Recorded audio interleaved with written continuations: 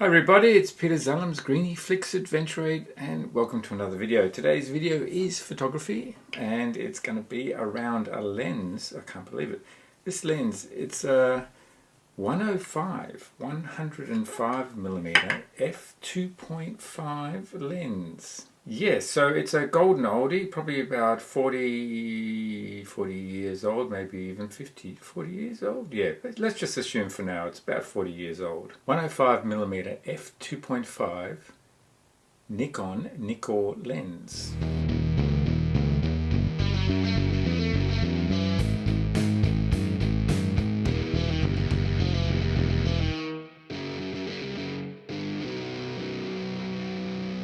It's a Nikkor-P Auto. There are a number of these manual lenses, film type lenses, that also are compatible with the modern Nikon F-mount lenses and can be adapted to the Z-mount Nikon cameras as well through the F2Z adapter. So when I first started photography, way back, I had a Nikon film camera. And yeah, this is actually it here. It's the F2 Nikon film camera, and I was just shooting one lens, the 50mm f1.4, and I dreamt about having another lens. Not that I could afford to buy another lens, but anyway, turning the clock forward now 40 odd years, I finally managed to at least borrow a 105 f2.5 lens, manual lens. Now this is a golden oldie. This one couples with the old film camera via this little pin mechanism.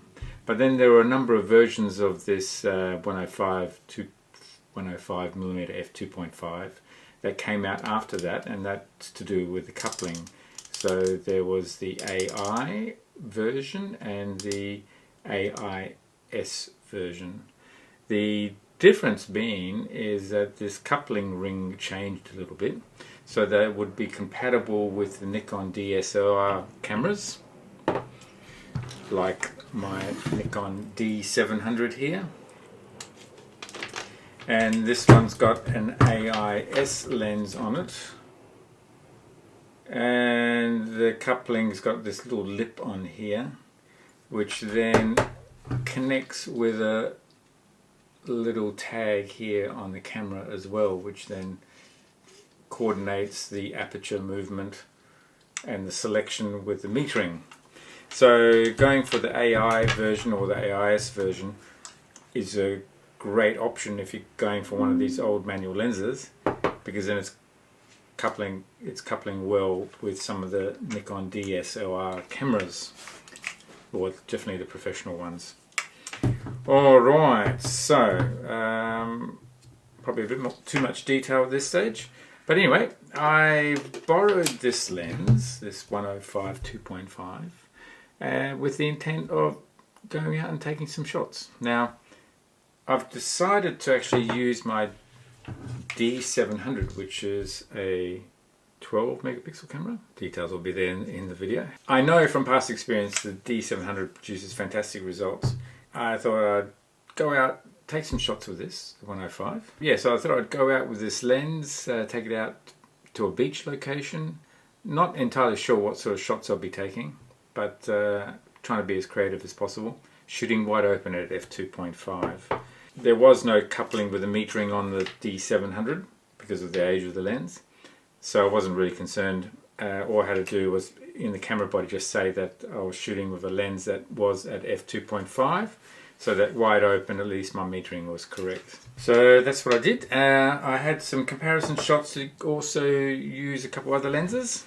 I had my 85mm f1.4 AIS lens, manual lens. Took some shots also with the f2 manual AIS lens, 85mm also. And then just as a comparison with something a bit more modern, one of the best lenses that Nikon has made in the F mount, the 105 1.4 lens as well. Bit difference in size. Be interesting to see what the difference is between something that's 40 years old something that's probably about 10 years old now. No doubt the Z system lenses are even better, but anyway, we're just comparing these lenses here. Anyway, let's have a look at the photos that I took, and then we can go back into Lightroom and maybe do a bit of a comparison between the lenses. Yeah, welcome your opinion to see what sort of results we got out of the D700 with this vintage 105 lens.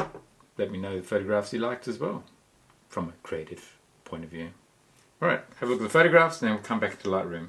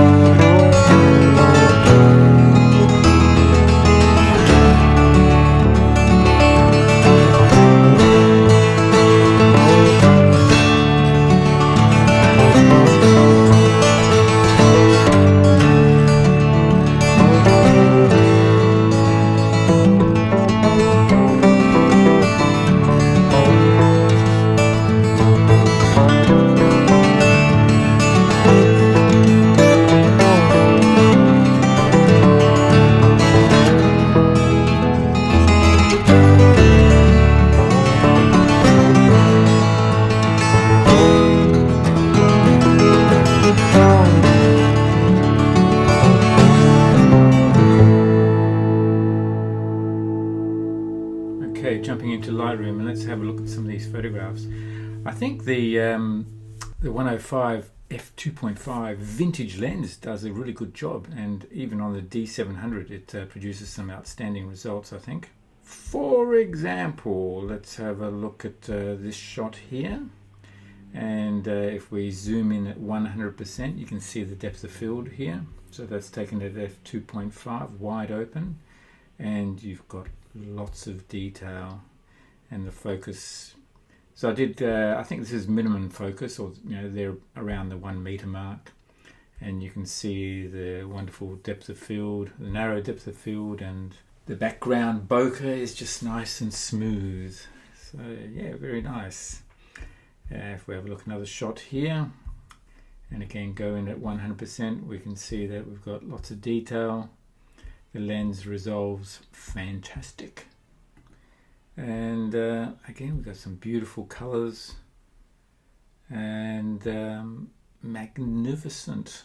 I think the lens does outstanding. And pick another one here, and narrow depth of field again. Managed to get the bird here, the lorikeet. Yes, I have done some editing in the photos just to bring up the colors a bit, change the contrast a bit, but yeah, it's fantastic.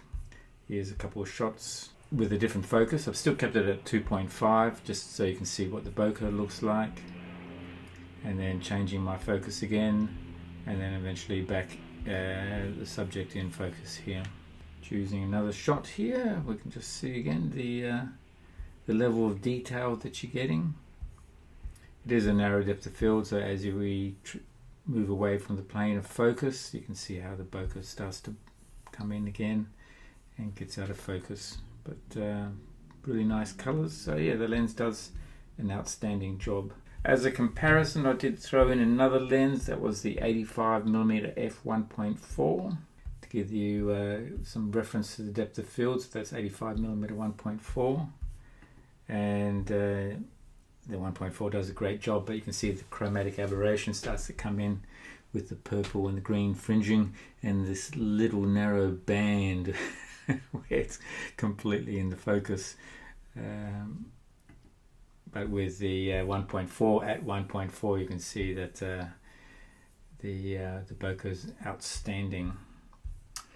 Yes, there was one photo I included here. This was actually taken at 5.6, and the reason for that was we had this very rare occurrence on the east coast of New South Wales, or the east coast of Australia. We have the whale migration, and normally it's the humpback whales that we have there, but we've got a great southern right whale here, and it's huge. It's about 30, it's probably about 20 meters long. You're only seeing part of the whale here, and this whale has a calf.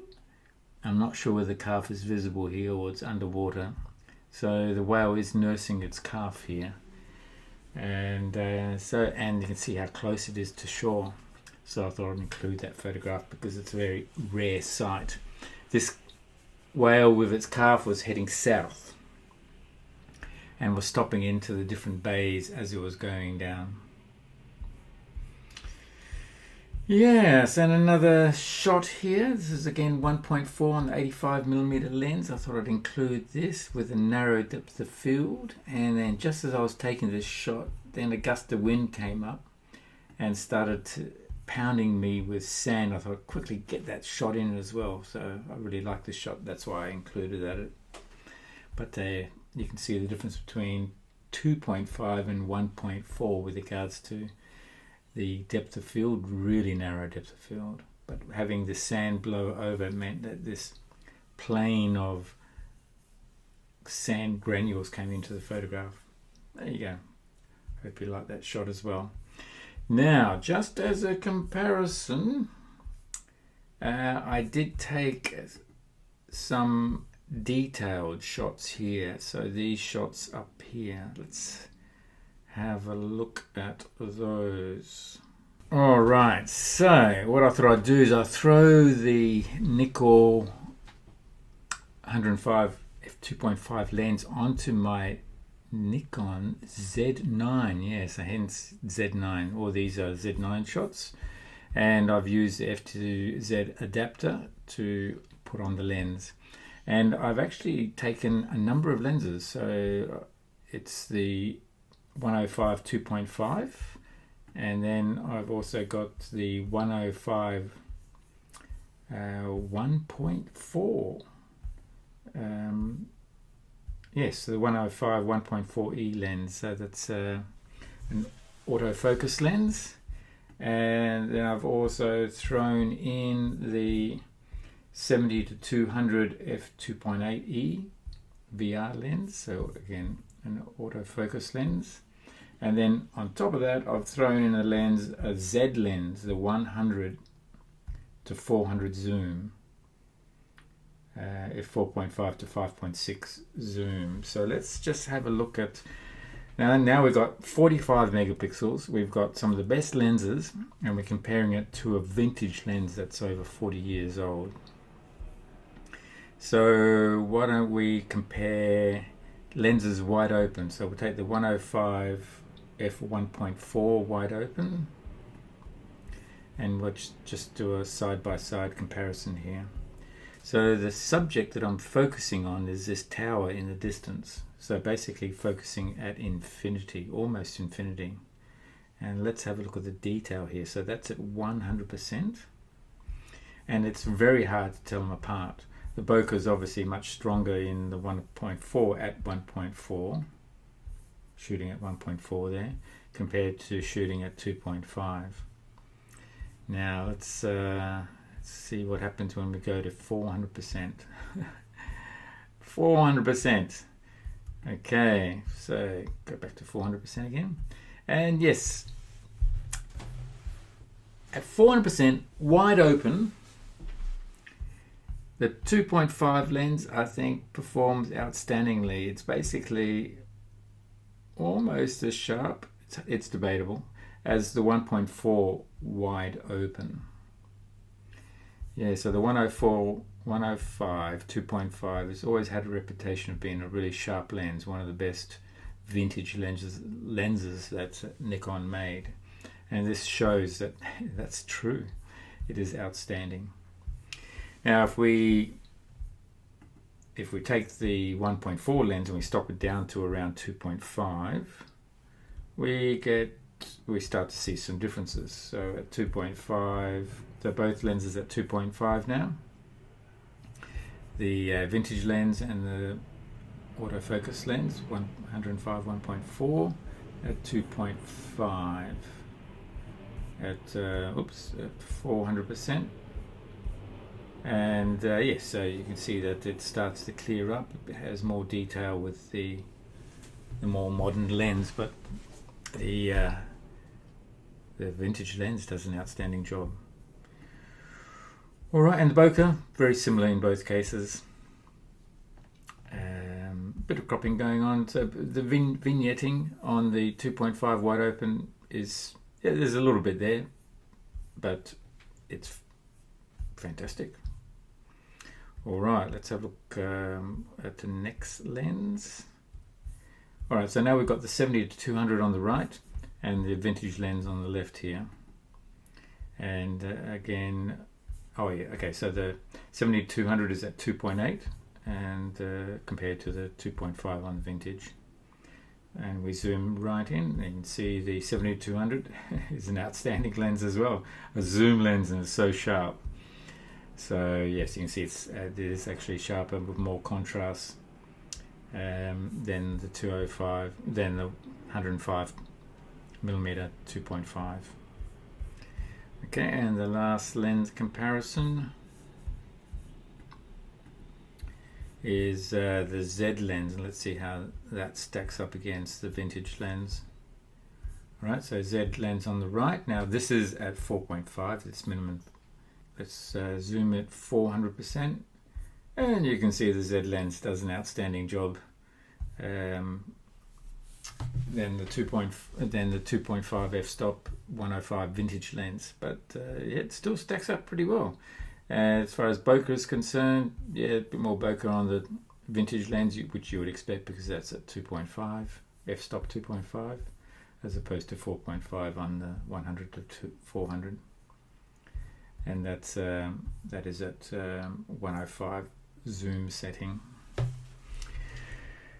Yeah, so all in all, I think the vintage 105mm f2.5 is an outstanding buy. A great portrait lens, That's just a great landscape lens as well, particularly when you stop it down. But I mean, I shot all these shots at wide open because that's what I was really focused on, just showing how great the lens is.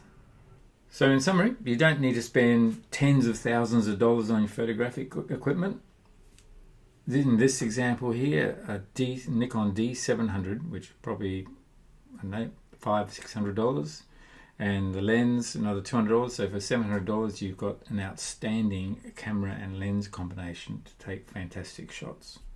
Well, it was fun going out with this combination, the 105 with the Nikon D700. What do you think of the photos? Did you enjoy them? Yeah, so you can pick up these 105s fairly reasonably priced, I think. Well, actually quite cheap. And there seems to be quite a large supply out there around the world. So from Japan, a few here in Australia as well, and overseas. So if you I mean, this combination is still working so well, the D700 with these old vintage lenses, and you get fantastic results. So if you're on a budget and you can't afford all the modern mirrorless cameras, then this combination can give you some magnificent opportunities to be creative. Anyway, I hope you enjoyed this video. If you did, then give it a thumbs up. That's how you support the channel. If you'd like to support the channel and take advantage of some of the affiliate programs that I have with different companies, then go to my adventure8.com.au website and just go to the shop tag, and then you'll see a bunch of affiliate companies with a whole bunch of discounts that are available through my channel as well by using those affiliate links. If it's the first time to my channel, you haven't already subscribed, then press subscribe, press notifications, you'll be notified when the next video is out. Thanks again for watching, and I look forward to seeing you on the next video. Cheers, bye.